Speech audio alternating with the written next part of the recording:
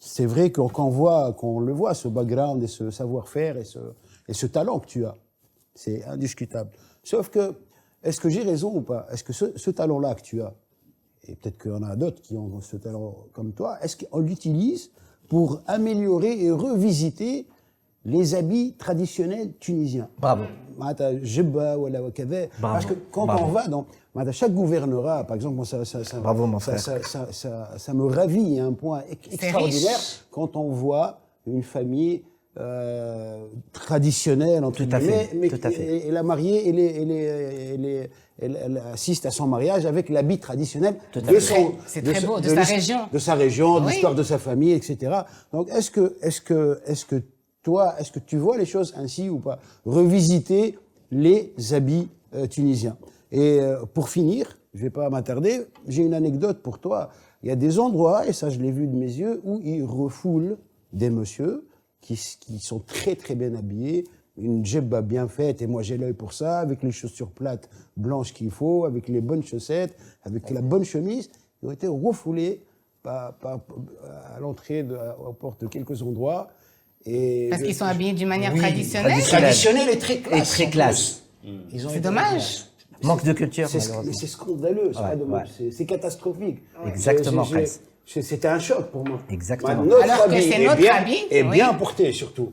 Oui. Il n'y a pas une fausse note. Voilà. Très bien porté, très beau. C'est très classe, hein, quand on va à la Bien sûr. Alors, pour le revisiter, pour répondre à sa question. Eh bien, tout à fait. C'est le projet de l'Académie. C'est comme si on reniait notre histoire un petit peu. Oui, voilà. Bien dit. T'as touché à mon projet. C'est pour cela que je suis en Tunisie par rapport à cette académie-là, qui est un petit bébé, d'ailleurs. Et ça, je l'intègre dans la formation de style. Et d'ailleurs, Ned, elle connaît ça quand je l'ai fait. Bravo. Et ça, c'était comme une bataille parce que indirectement il y a des écoles étatiques et j'ai parlé de ça dans une interview. En fait, déjà en Tunisie, et ça c'est un message pour l'État, on doit changer et formuler la façon et les agréments. Par exemple, toutes les écoles de mode en Europe, que ce soit la France, l'Angleterre, l'Italie, etc., toutes les écoles appartiennent à l'artisanat.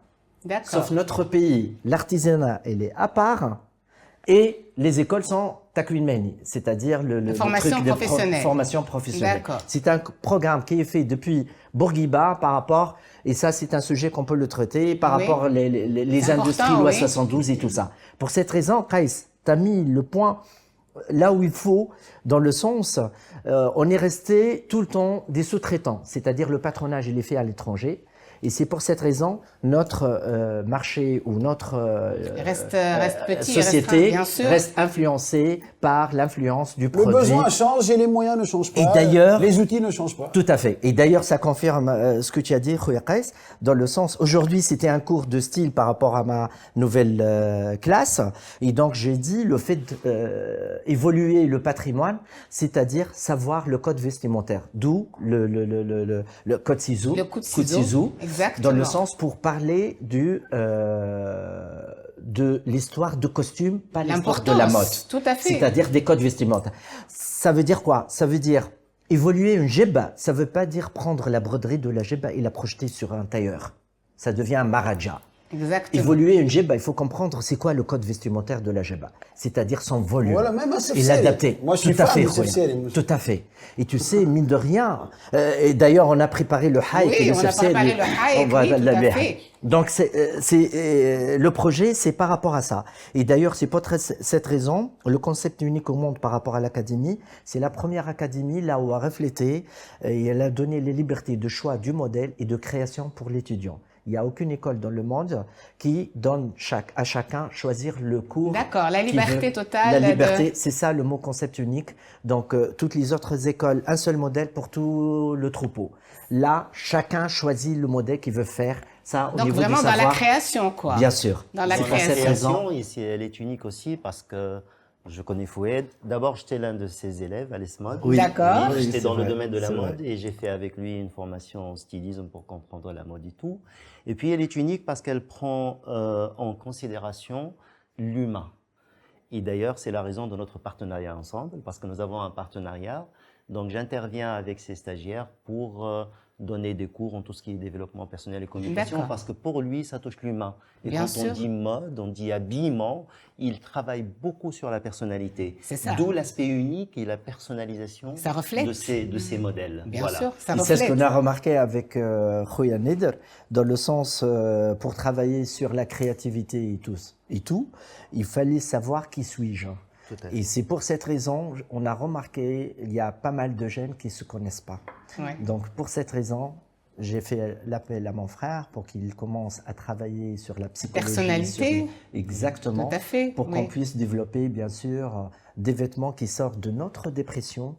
C'est la même chose quand tu vois ton enfant qui est agité et tout, ton psy il te dit vas-y, donne-lui un pinceau, un tableau. Laisse-le s'exprimer, bien sûr. Nos vêtements... Un papier A4 et des feutres, pas le téléphone. Tout à fait. En fait, tu fais 2 en 1, la formation et puis la thérapie. Tout à fait. Et d'ailleurs, j'ai beaucoup qui viennent et ils super. disent on vient ici pour une thérapie. Bien sûr. Et tous nos étudiants nous ressemblent. Que ce soit, ils ont converti leur métier. On a des banquiers, on a même des avocats, même des experts comptables, etc., qui se sont convertis vers la mode parce que déjà, ils sont une thérapie. Il y en a même ceux qui ont mélangé les deux, en fait. Oui. On avait une promotion et il y en a quelques-unes de cette promotion qui ont fait broderie-thérapie. Oui. D'accord. La thérapie, je crois que l'art-thérapie, la broderie-thérapie, je pense que c'est rentré dans les mœurs. On va l'inviter d'ailleurs. On va l'inviter. Alors, je sais que tu prépares un projet qui te tient à cœur, qui nous tient à cœur depuis pas mal d'années quand même. Et donc, on va pas annoncer la date. On va pas annoncer la date. Mais je sais que tu es en train de préparer un très, très, très beau défilé pour très bientôt. Tout à fait. Je te souhaite vraiment une belle réussite. Tu le mérites. Il faut pas oublier de dire que Neila, elle m'a indirectement encadré. Oui, dans le sens, on a changé la date avec Neila. Et je viens de finaliser aussi avec Ilyes. Sibel, c'est très il bien. est dans le projet, on a parlé de ça. C'est notre partenaire. Mais bien sûr, bien sûr. Voilà. Et puis, j'aimerais aussi que en tout cas dans ce podcast, que chacun de nous puisse communiquer par rapport à tout ce qu'il est en train de réaliser, de tout ce qu'il est en train de faire, parce que au final, nous sommes un apport pour chacun. Oui. Chacun apporte un plus à l'autre, donc je pense que c'est le plus important. Oui. Et puis aussi également dans cette émission... Un orchestre. Tout à fait. Dans cette émission... Avec une belle fréquentation. Dans cette émission, j'aimerais recevoir énormément de jeunes aussi. Il est important d'être à l'écoute des jeunes.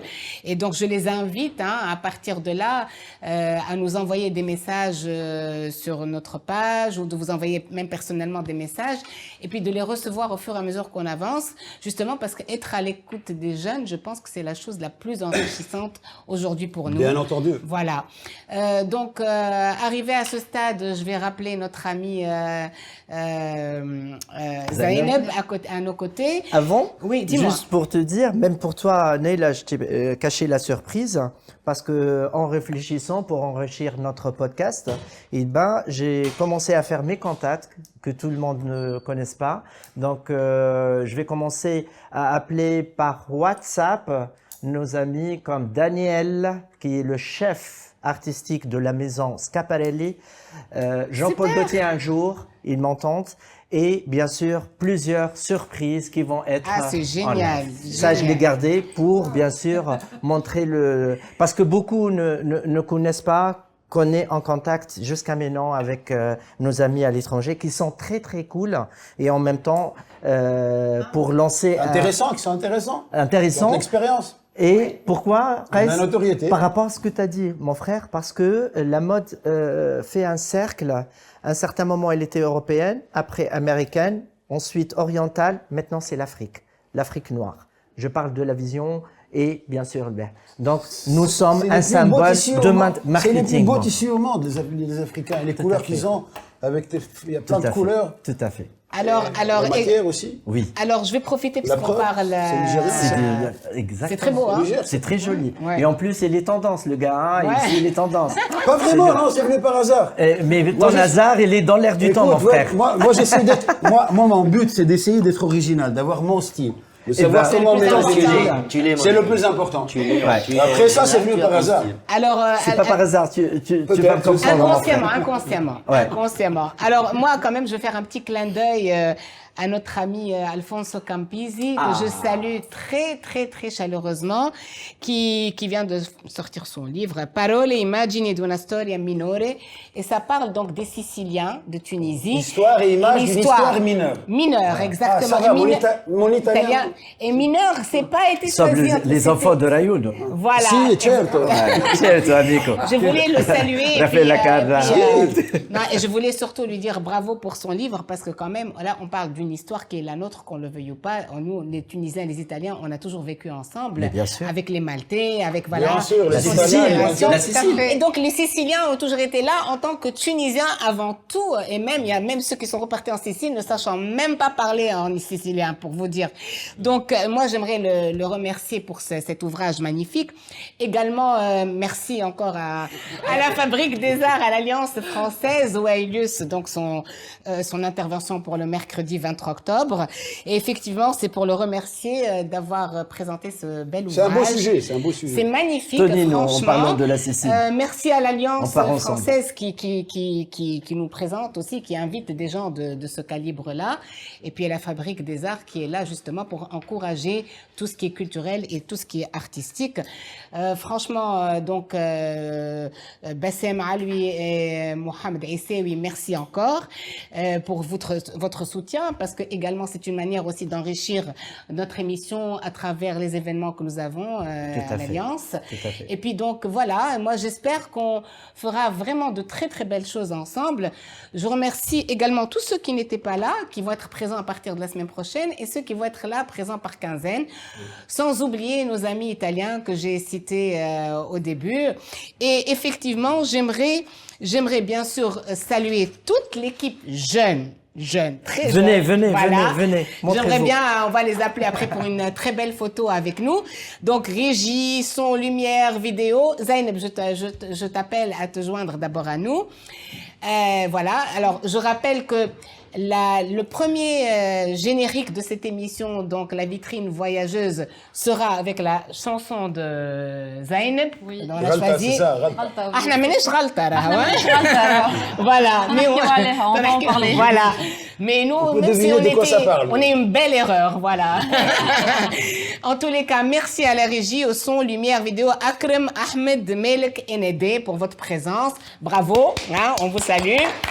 Parce que je tiens à dire quand même que ces jeunes restent après l'heure pour être avec nous, pour travailler avec nous et dans la gratuité en tant que partenaire. Voilà. Et avec le sourire, c'est important. Et avec le sourire, ils sont très sympathiques. Voilà. Je vous remercie, je vous souhaite une excellente soirée à tous et nous, on se retrouve, Inch'Allah, jeudi prochain. Ça a été l'émission Zéro pour celle-là. On vous enverra le lien sur YouTube et tout ce qu'il faut et tout ce qui s'ensuit pour nos prochaines émissions. Merci. Au revoir. Au revoir. Au revoir.